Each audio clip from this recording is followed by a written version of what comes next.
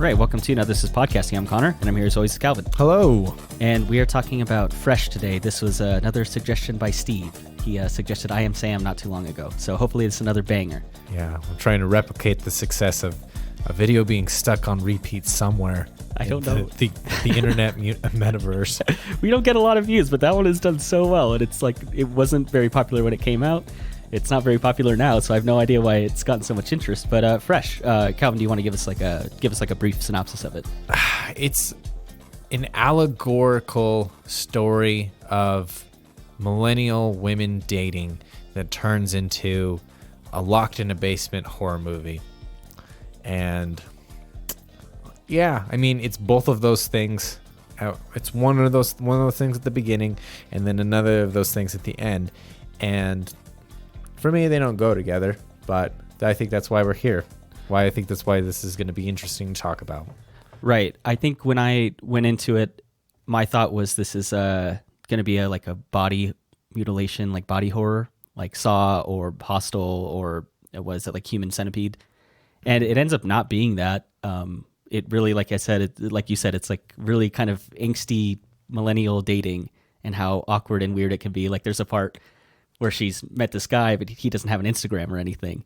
And I've dated on Tinder, and I don't have an Instagram or a Snapchat. And I remember girls asking me, like, why do you have that? And it ends up popping up in this movie. It's like, oh, red flag. Like, yeah, have that. Yeah, exactly. And yeah, I actually made an Instagram for that very reason when I started dating again. And yeah, when Katya told her sister, she's like, you have like 6 photos. I was like, yeah. I have one though. Like, it shows that I'm real and I have other friends. She's like, fair enough. It's still weird though. I was like, well, I can't even win with having a half-ass Instagram. But I thought like that at least seems like a part that's like really authentic to this movie. That's like what online dating is. I mean, you need to fit all this criteria. You need to prove that you're not a creepy person that's going to murder someone.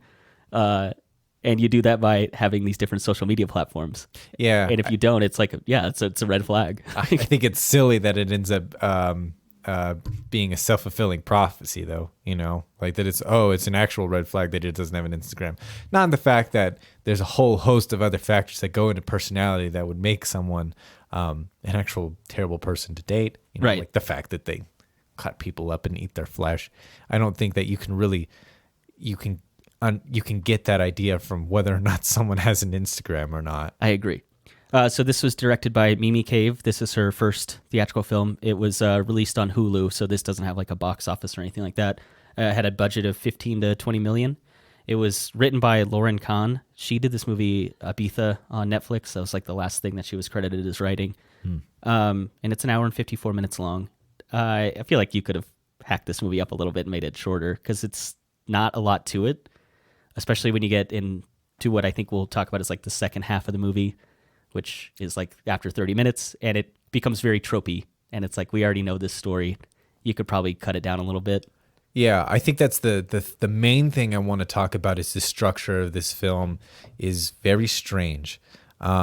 The first 30 minutes are wonderful. Like, let's talk about the first 30 minutes because everything that this movie does right, does correctly, and does interestingly is in the first 30 minutes. Right. I love how it starts. She goes on a date with like a crappy guy. Yeah, of course his name's Chad. yeah, it's great. Yeah, like the quintessential millennial dating experience. Like, oh, I met a Chad. Yeah. He's actually that actor is in what is it, Jane the Virgin? And he plays like a really sweet, nice, loving boyfriend. And he's like a total douchebag in this. So it's funny to see him. I got like roped into watching that show for a little bit. So it was weird to see him be terrible. But yeah, just how rude he is to the waitress too and everything. Yeah. It's like sparkling water, bubble. I was like, oh my God, this guy's the worst. Yeah, oh my God. Yeah, he was... That whole scene was very it felt interesting and fresh and like it's not your typical meathead that I feel like that's always what those types of characters are in other dating movies, like very overt and over the top. But now we're exploring the idea of nice guys coming in all shapes and sizes. Right. And I think that's wonderful because you can look like a good guy or an unassuming person and still be a terrible person, you know, whether or not you think you are, like You're coming off as awful. Yeah. Yeah. And so I like the way it kind of sets up that fear that some women have with dating and everything. After the date, she goes to get to her car, and she's like fiddling with the keys, and she hears someone behind her, and she becomes fearful. And it's just a guy like walking with his baby. I mean, it's not a big deal. I think she dresses really kind of like an unflattering way, I think, to probably like not draw attention. You know, she's always in kind of like baggy clothes and sweats. So I think that's another Without thing her makeup done or hair done. Yeah. And I think that's a strategy that some women have adopted and used, because they're like, I don't want this attention. I don't need men to be all over me or objectify me. And so like the idea that she would tone all that down, and the boyfriend or the guy she's on the date with, Chad, even says something. He's like, I think you would just look good in a dress. Yeah. Oh man, I saw this great tweet on Reddit yesterday. It was talking about a guy made a post about like women forgiving their abusers or whatever, because if you don't forgive them, then you're just attracting more abusers. And then like one of the comments was like, expressed as a percentage, how much of your time is spent asking women to take their earbuds out? I literally read that today. Yeah. It's a great tweet. And I think that's exactly I can't remember if she's wearing earbuds in that scene, but she definitely needs some earbuds, Right. and they definitely need to not even be on, because I think that's a strategy I've read about too. Like, you know, you can just ignore someone because they'll just assume that you can't hear them because of their earbuds. Right. Yeah. So all of that, like it really sets the stage of like what it's like to be viewed as something, you know, and trying to look like something that can't be viewed or is off the menu. Right. Another thing that the writer had said is she says there's this feeling that I think a lot of women understand, or that only women understand, this subconscious way we operate in the world, where we park, do we have our keys in hand, do we have our friend on speed dial, things that men typically don't think twice about. And she said that was something that she wanted to explore in this film. And I think at least in the first 30 minutes, that's like translated really well. Yeah. And it's also like, it feels almost like cynical or condescending sometimes, the way that the tone of the movie says, like, there's nothing to worry about. You can take all these precautions, but the music is very light and poppy. Right. Steve, when she meets him in the grocery store, seems genuine and goofy, terrible jokes, lots of puns. I mean, this movie loves puns. Yeah.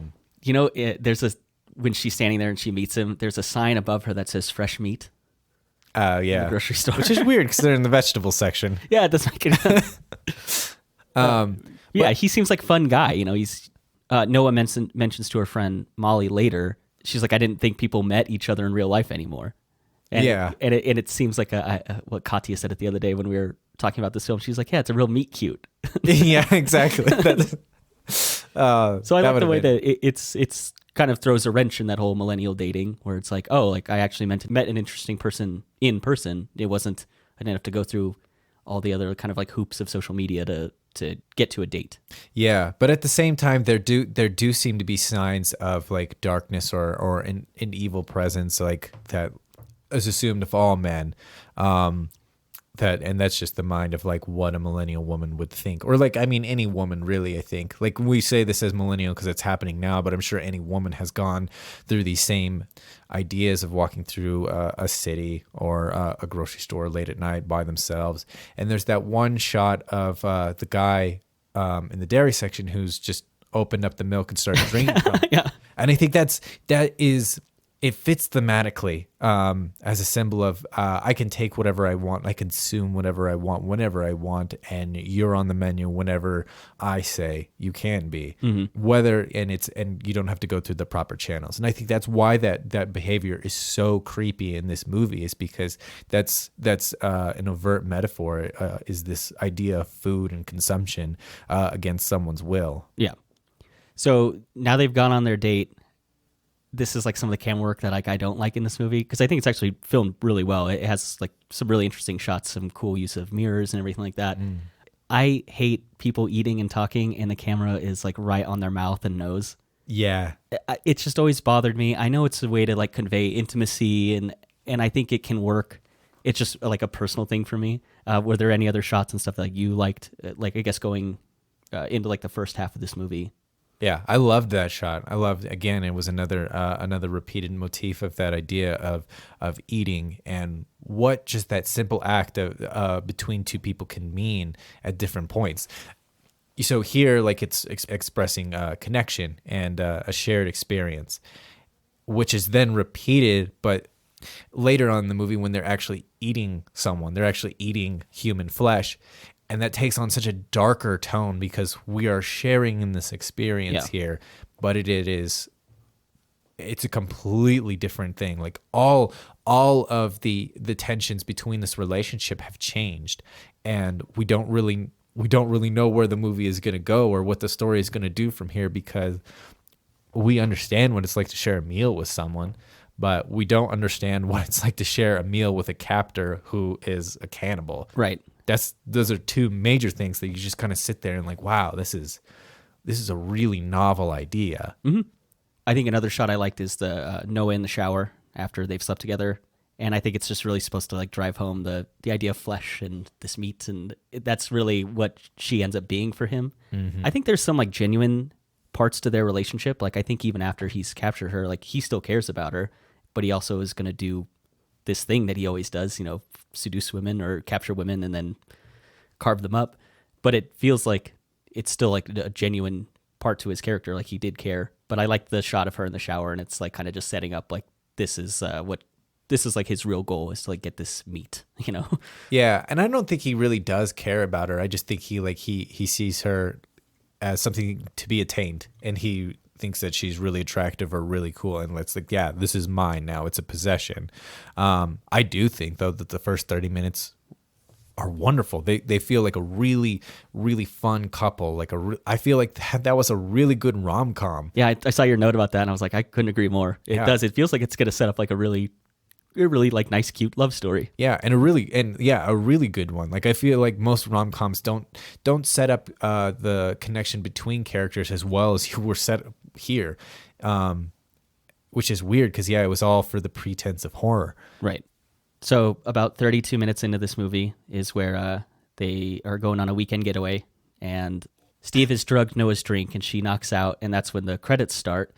We recently talked about Drive My Car, and that has credits like 44 minutes in or 45 minutes in. It was just funny to me. We did these two movies like so close together, and I was like, what the hell? Like, what is this new credits trend? Yeah, this new trend, exactly. But I think what that was in Drive My Car, it was 45 minutes of setting up the thematic tension and the grief associated with that character.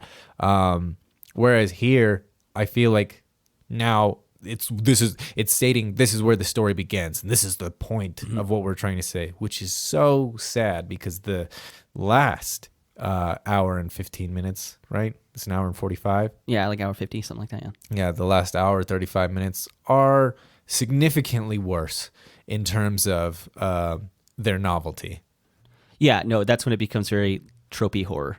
Yeah. So if that's where you think that your story is suddenly, now things are getting good, like I feel like you misunderstood where your talents lie. Yeah. In movie making. Yeah, she should just go make a rom-com after this. Yeah, exactly. She'd probably execute it really well. That would be interesting. I think we should talk we'll talk more about like some of the feminist inspiration for this movie. It'd be really interesting to talk about like feminist inspired rom-coms. I can't think of any. Well, no, because they always have like, it always feels like the woman is more objectified, and she's the one who, if anyone's taking off their clothes, it's usually them. Yeah, and it's always about like some ugly comedian who gets like the girl of his dreams. Yeah. It's like Paul Blart gets Cameron Diaz or something. Billy like Crystal. Yeah. So I think I'd actually like to see a movie that's more focused on that the relationship between them and not the weird turn, the dark turn it takes. Like just because I thought you're right, the first 30 minutes is a really good job of like setting these characters up and like what the future holds for them, and then it gets derailed. Yeah. With a horror movie. I think well at the same time, like I really think that that twist, that turn it hits harder because of how well they executed in the first 30 minutes. So it's not the fact that we ultimately turn away from it. It's the fact that the second half, that the horror elements of this movie are just so boring. Yeah. They're so formulaic. I don't know why you structure this movie this way. If your message was something about like the fears of dating, I don't know why you made it an hour 35-minute trapped in a room basement. Like there are so many other films that I thought of watching this. Like if anyone's watched the TV show The OA, 10 Cloverfield Lane, Get Out, like all of those movies, I had the exact same feeling at different points watching this. It's like, this is not interesting. This isn't even like in the way that Get Out has social commentary. Fresh is also lacking that. So it doesn't even mean anything. So the fact that you have made a very digestible story and it's so shallow, Right. I at least would have wanted some other type of horror story. Well, and I think you've set it up too with Noah and like the fear that comes with dating, and I think that's all set up really well. And the idea is like you get on these dating sites and you go through kind of the rigmarole of all that, and then your worst fear is ending up in this situation. So to have a movie where that like just literally happens, I mean, it kind of gets kind of the air let out of it. It's like it doesn't become really a commentary on it anymore. It's just that's literally what's happening. Yeah, and I'd say that's actually also my other real big problem with this movie. It's not about the experience that your worst fears come alive. It's the fact that this is all about narrative. We rope in Steve and we spend time on how he does his job. We rope in Steve's wife, Anne, and explore their relationship. We rope in Molly and her search for Noah. So you have all of these other characters that only are there for the end of the movie. They're all driving the plot towards the end, but they're not saying anything about the narrative they're not saying anything about the theme anymore. So if you had just spent more time on like, wow, everything that I've ever known or everything that I'd worried, like I thought I was so careful. I thought I had found someone. Spend some time on that. Right. I don't think that we really get any of that in the end, other than a chiding half like, I told you he didn't have an Instagram. Yeah. And that's stupid. Like that's, I think that's the thing is like, you can, if you really wanted to make it a commentary, it's like, look at how I did all of these things right, and I can still be a victim. To just expand the idea of like why victim blaming is such a terrible exercise. Like, oh, well, what were you wearing? Like, oh, I'm sorry, I was 7. Like, that's why I was abused. Yeah. Like, it had nothing to do with what I was wearing. Like, those are the types of things that I would have expected a story about dating and about the nature of men who treat women terribly. I would have expected a story to talk about those types of things. But instead, we just fall into a completely other, this is the form, and we pour the buckets in this hole and in this hole, and that's all. We can't have anything. If it gets too full, then it spreads out into the other holes, and it just fills those. We're not creating anything. I guess maybe to play devil's advocate a little bit, how it could still be kind of a commentary on you did everything right. She was like cautious, and she thought she found someone that like she really connected with. Shared her location with her friend. Yeah. I think you could say that the fact that Steve stays like really charming, charismatic guy throughout the entire film, like he feels like the same Steve no matter what. Even before he's captured her and then after, he's the same guy. And I think you could say that part of the commentary you could say is even when you think you know someone, like they could still have this like secret or something about them that you don't know. And so that's part of why I still like Steve's character a lot in this. I think he kind of steals the show for me. Oh, definitely. Still love Steve's character. Yeah. And I think part of, for me, what makes the movie like keeps it interesting is just how kind of genuine he feels the whole time. I think you could land in a movie like this where all of a sudden your villain character has completely changed. And now he's just this calculated surgeon who's going to start carving you up. He's not that. Like, he's like playing all this upbeat music, like while he's in his OR and everything. Like, he's still the same guy. Yeah, he's just sliding around in his socks playing 80s pop hits. I think that's great. And I wish we just focused on just them, just Noah and Steve, and how this is how this is an allegory for tricking someone into a toxic relationship, Yeah, I would have liked that more too. I think that's also something that you can say, like, even if you did everything right and even if you found someone that you thought was good, you can still end up in a bad relationship. And I think this movie has notes of that. Like, yeah. I think it exists in parts, but it's not, it never ends up being like your theme or like the driving force of the plot. It ends up being like crappy horror movie as your plot. Yeah, exactly. I think that all of that was everything was just a vehicle to bring in a certain audience into this is the experience you feel, right, women, watching this horror movie that like you wouldn't otherwise watch. Yeah. I think that's the thing, is that's what bugs me the most, is that there's a cynical way in that this movie was made, and like we want someone to tell this exact story with just a slight bit of rounding edges for a feminist theme, Right. and that way we'll still make money and we can look like we're progressive. Yeah, I get that. I wish we had Katya on for this one. I think we can come up with like an empathize and come up with as many reasons as we want for what this movie means, but it would be nice to have like a woman's opinion, like be like, no, this is definitely how I felt dating. Because I think a lot of what the writer said does ring true. That, I mean, I don't really worry where I parked. I don't have my friends on speed dial. I'm not nervous when I'm walking around in the dark at night. Like it really isn't something I think about. And so I think having this in the movie is valuable for that reason. I wish I could like maybe empathize or understand that in a better way. And that would be a good reason to have Katya on for this one. Yeah, I really wish that we had explored it like at the same time you can have a narrative happening while it still explores themes. And if that's the theme that you wanted, it goes away the moment she's locked in a basement. So you either need some meditation there, some self-reflection, just with a person talking to themselves, that type of thing that doesn't have anything to do with the plot, or you need to flip-flop the amount of time we spend on the beginning. I think that the more time you spend on showing how great their relationship is, how fun, bubbly, and charming and charismatic he is, how great he seems, the longer you can wait for that twist, the harder it's going to hit. Oh, absolutely. I think if like the last 30 minutes of this is her, being captive and then quickly coming up with a plan to get out of this, I think, then that like really would smack you and you'd be like, wait, what am I watching right now? And just have like that quick turn.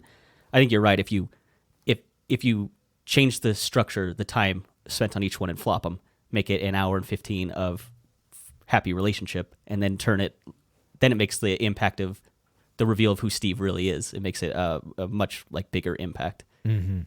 So the last thing, I mean, I've kind of insinuated this, but this movie is being praised in a lot of circles for its subversion of traditionally misogynistic horror tropes, like i.e. the final girl. Apparently that's a trope. I mean, obviously this is the part of things, the part of the episode where nice to have Katya on. Yeah. But apparently like it's a trope that there's only one girl that lives. I could see that, like your Texas Chainsaw Massacre or stuff like that, where the one girl escapes at the end. Yeah, exactly. The minority that gets killed, the male rescuer, and also like that is my favorite trope that they didn't put into this. I love that the bartender like figures out where they are, and then he hears the gunshots and he goes, "Nope, I've seen movies. We don't survive this," and he just leaves. Yeah. I thought it was great. I thought it was funny. And so out of place. I know exactly what you're talking about. Like why I enjoy it as a thing, but it's also like you're really messing with the pacing of your action sequence. For sure, yeah. So that's I would have. This movie was not self-aware enough that I think that you should have included that. But I do like it as a thing in a vacuum. It's a fun idea to play with. And I think there's enough humor built into the movie. It's certainly like has dark humor to it. And that's just a funny scene. So I think it doesn't, it's not completely out of touch with the tone, but I think you're probably right. Like you fit it in a different way. Yeah, I agree. It's not out of, it's definitely in tone. Kind of. I mean, the thing is that everyone else follows the same paths of other horror tropes. Like, oh, you definitely shouldn't go confront your friend's boyfriend's wife, right? And go into her home. That's a bad idea. Well, I'm going to do it anyways. Yeah. All of those things, like they all follow the same patterns because that's how you get to a story. So the fact that you have this guy following there and like he's the only one that's self-reflective enough to be like, nah. I feel like that should have been an express intent of making your film. It's like we want to subvert all tropes. We want to take a very normal story, a very traditional horror idea and formula, and keep the skeleton, and then just every single joint of the skeleton turn it the other direction. I think that would be interesting. That would be novel, and you could still tell a really good story here. Doing one of them feels like progressive showmanship. you know. Okay, yeah. And I think that's like a lot of the problem I have with saying that this movie is, some people call this movie progressive for subverting tropes. And I don't agree with that. I think that, again, like what I was saying, like putting it into a normal locked into basement horror story and then shaping it with feminist progressive tropes. I think that says to me that the studio was so cynical that they didn't think women could actually sell a horror story. So they had to take a traditional story and then just make it a little bit more interesting so that your normal male audience isn't going to notice that these things happened, Right. but you'll bring in female audience members as well. That to me isn't progressive. You're just a part of a virtue signaling commodity then. Right. That kind of leads me into how Anne, Steve's wife, how do you think she operates in this? And I guess like, what does she represent as far as like a progressive culture? The writer said that she was writing this during the Trump election, and she thought a lot about Anne as a character who is a woman that doesn't help women, like isn't supportive. You know, she compared it to like women who are a part of like legislation that stops reproductive rights and things like that. So I think that actually is exactly how her character is. She certainly is not a woman that helps other women. I think it's pretty overt how she's used in the movie to represent that. Mm-hmm. But I don't know that I would still either say like that's progressive either. You're just acknowledging something that is like a hindrance or would be like a burden in society, something that if we were able to shed that, we would be progressive. Yeah, because the other part of it too is she's very clearly a victim. I mean, she's missing half of her leg for what the movie insinuates was also to be eaten. She's clearly in an abusive relationship with Steve. Right. So I think there's a little bit of like, they want to create nuance around her character, but also condemn her very hard, which is weird because also you really have to condemn Noah to a certain degree too, because she does what she needs to. She eats the human meat that's put on her plate. So she's a part of it too. Like whether she threw up afterwards or held blah, blah, blah, whatever. It's very much the same thing. Like you do what you have to do to survive these types of things. Right.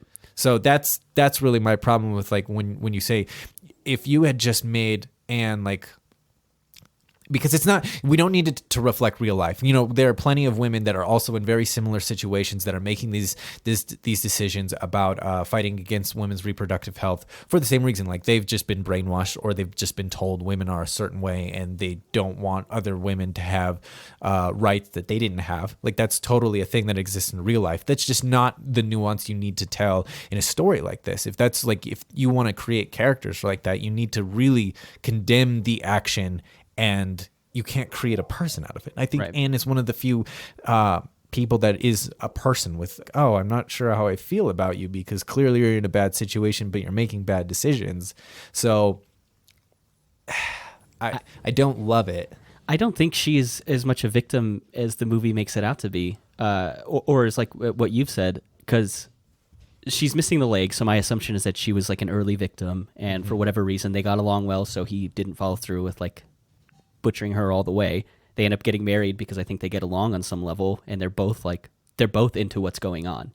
Because when Steve is dead, one of the first things she said, she's like, get his body on ice, like implying that he's going to be butchered now and sold. So it's like she's really like, she's as much about this operation as he is, it seems. Except for when they're at the house. When they're at the house, she seems really scared for Molly that she needs to leave. And the same thing, like when they're both in the bathroom, she's looking in the mirror and then Steve comes up behind her and touches her shoulder and she kind of shirks away. I think there is a power dynamic that's insinuated there that's not explored in at the end. I almost would have wanted her to be like a little happy, Right. I think that the way her character is written is too all over the place. Because I don't think it doesn't work very well for me that she's fearful of Steve sometimes, but then also like, let's kill these girls and eat them in other points. So, and it doesn't seem like she's feigning that at the end. Like Steve's gone. If she was truly afraid, why does she go after Noah to kill her? Mm-hmm. Like she obviously, like she lost a partner. She lost someone she cared about.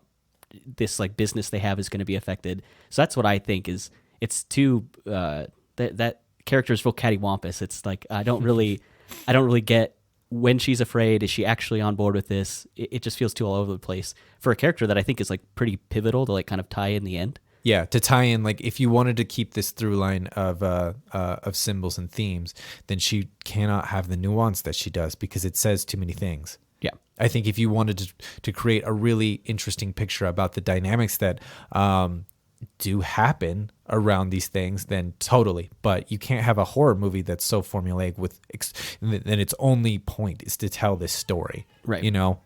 I think the thing I wanted to end on, and we had discussed this before recording, was the use of all like these pagan and satanic symbols like on the plates. I think there's like a watch and stuff, and it feels like it got really tropey again because it's like, I think the movie works out a lot better if what Steve said is true. He is a vegetarian and he doesn't eat people at all, and this is just a business for him. Like, Yeah. I think that makes him a much scarier predator than someone who is just like fulfilling like an addiction or a need they have to, like, he needs to eat people, and he hasn't been able to share that part of himself with most people. Yeah. And I think what's also interesting, if you like, you have just a random Ouroboros symbol behind a Baphomet symbol, it implies this secrecy of it, but you're afraid of all men. So make it a big corporate logo. Yeah. Like, you know, make it like something like Safeway, King Soopers. And like, I think that's a whole lot more terrifying. It's like, this is the fabric of our society, not some secret one percenters who just like to feed on because they have all of the money in the world. No, it's all man. Because Chad is the one whose number shows up on her phone at the end of the movie, implying it's like, it's everybody. Yeah. You know? So I don't know why you just throw in, like, it's a silly horror trope when it's about this pervasiveness of dread. It's like the director's like, I need to let the audience know, like, this is evil.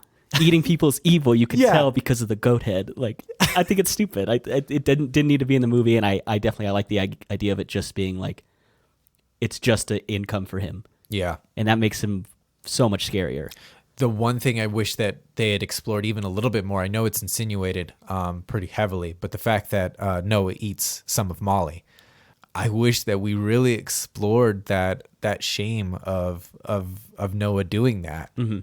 Some self-reflection, some type of symbolic inference, but it's nothing. You know, you could watch this movie and totally miss that. Right. Yeah. Because it's really just, I think the only thing that she does to really kind of move past it or absolve herself is just the puking at the end. Yeah. Which is like, okay. Well. Yeah. Well, whatever. So I guess my last question, like, just to drive home the point is, you know, this movie certainly was trying to do different things, was definitely written from a feminist point of view. Overall, though, do you think this movie is progressive? I'd still say probably, yeah. I think it didn't like drive it home, I think, as well as it could have. I think you definitely have the subversion, and you don't have like the male character saving him in the end, and we talked about some of the tropes that they skipped out on. So I think it's progressive in that way. I think it's good to, you have a female director, a female writer, and so I always think it's good. I've said this before, but you like enfranchise more people, give them more positions in your film, give them bigger roles in your film. I think it's progressive in that way, but like the story itself, I think it missed out on opportunities to like really ramp it up. Like we've talked about a couple things already. Just it could have been more of a commentary on millennial dating instead of like your worst nightmare date. And I think if it becomes more of a commentary on how people feel going into these situations and dating online, then it becomes a lot more progressive. Yeah, and I think my biggest problem too to think about is like I feel like some studio head said, okay, this is a story that I know is going to make money, so I can put a woman in charge of it. I think that's totally fine because I'll still make money. I think that's the cynical part that I really have with this, is that there's no trust in women to make this movie, to make this story. Because it's something that's already been done. So you can, you tinker with it however you want, but it's not original. It's not. No, certainly not. It's not something like we're going to talk about both Raw and Titan, which are made by Julia Ducournau. And she is, I mean, talk about a woman director who is concerned with body horror. I mean, both of those movies are like, they're films that I didn't pay attention to anything in terms of technique or formalism while I was watching it, because you're balancing on this knife's edge of like what is going on the whole way. and still exploring feminist themes. So that's really my problem is I think this movie is going to be a footnote on the path to progress. Like things started changing a little bit when they started being given projects where they could tweak them things with feminist lenses. But ultimately, like, this is not a movie that's going to go down as something that's actually progressive. No, yeah, I tend to agree with that. And okay, well, so you did say you wanted Katya on here. The one thing she did say, she's like, one thing that would be really progressive is if the girl was the killer. Oh, I like that. Yeah, because that would have been, I mean, who does that? You know what Hannah said to me about this movie? She was like, Steve should have served her short ribs instead of like the whatever meat he gets out for, because she says like that's her favorite thing. I like that Katya was like more introspective and tried to come up with something thematically that might work better. And Hannah was like, I think it would have been grosser if she ate ribs. Yeah, that's so funny. Yeah, just the like, man, I really want ribs now. I thought that would have been great. So let's wrap this up. On a scale of 1 to 10 cotton candy grapes, what do you give this? Ooh, 30 minutes of excellence doesn't make a good movie. It's fine, the second half, but it's nothing that I want to watch again. So to me, it's a 6.2. Oh, that's better than I thought. Yeah. Yeah, I'd probably put it. I think like 6. It's fine. It's fine, and it executes that genre really well. I think the only problem is that genre has been done to death. So the one little changes I kind of appreciated in it is it's not gratuitous with its violence. I guess there was actually a point to like not show all this dissection and the butchering and everything like that, because that's not really what the story is. It's not about body horror. So I can appreciate it for that. It definitely changed some aspects of what I would come to expect from the genre, but not enough for, like we said, for it to be like considered progressive filmmaking, I don't think. Yeah, exactly. If that was your point, you know, if you wanted to be a feminist film, I think he did a poor job. Yeah, I could agree with that. But I think if you have Hulu and you just want to throw something on, you could do a lot worse than Fresh, I think. I mean, yeah, we've seen a lot of terrible movies. Yeah. This is not one of them. All right, yeah, with that, we'll wrap this one up. Thanks for being on, as always, Calvin. Thanks for having me. And you can find our podcast on any platform like Spotify or Apple Music. We also upload all these to YouTube, so go ahead, leave a comment, tell us what we're doing well, tell us what we're doing wrong, and if you have any suggestions for films we should do in the future, go ahead and leave it in the comments. And with that, thank you for listening to Now This Is Podcasting.